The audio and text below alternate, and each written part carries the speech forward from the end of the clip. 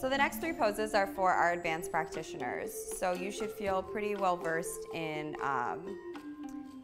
the Sanskrit and some of these poses. There's plenty of modifications in between the poses. I'm just gonna give you my favorite ones for shoulder openers. So we're gonna go into pyramid pose. So we'll start with the right leg. And you want your left leg, you're not in your full warrior one pose, right? So you're not all the way back. And the point of this is so that we can neutralize the pelvis. So you want to bring your right hip back and your left hip forward. So if you go too far, you might not be able to use your core to pull your pelvis forward. So you want to be nice and stable with your legs. And my feet are about hip width distance apart in width. Cool. And so then you're going to take your hands behind your back and come into reverse namaste prayer. So some people like to come in this way.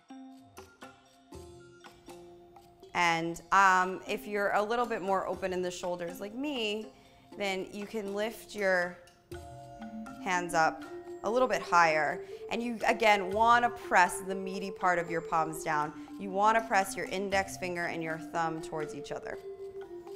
Now, there's a tendency in this pose to hyperextend in the lower back. So you see how my belly is pulling forward and my chest is kind of leaning back. So what you want to do is you want to pull the belly in, pull the lower ribs in so you have a nice flat back.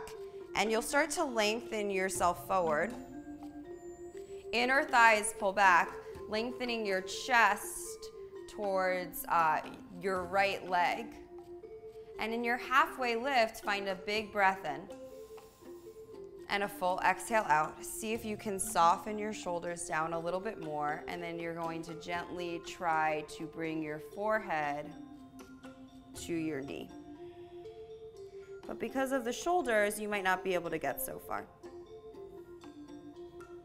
Take 3 breaths here.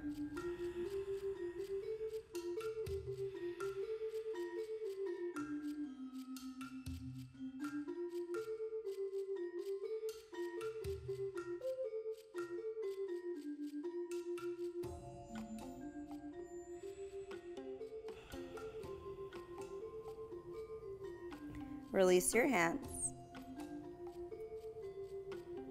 Maybe take a big breath and bend your knee, bring your forehead to your knee. And then come up.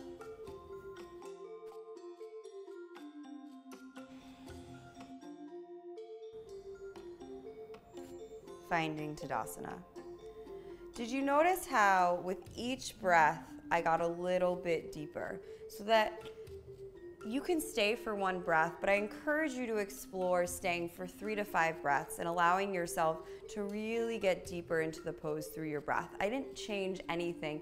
I just was very intentional with my breathing, and through the breath I was able to relax my head a little bit more, soften my shoulders, and allow for space to cultivate in the body.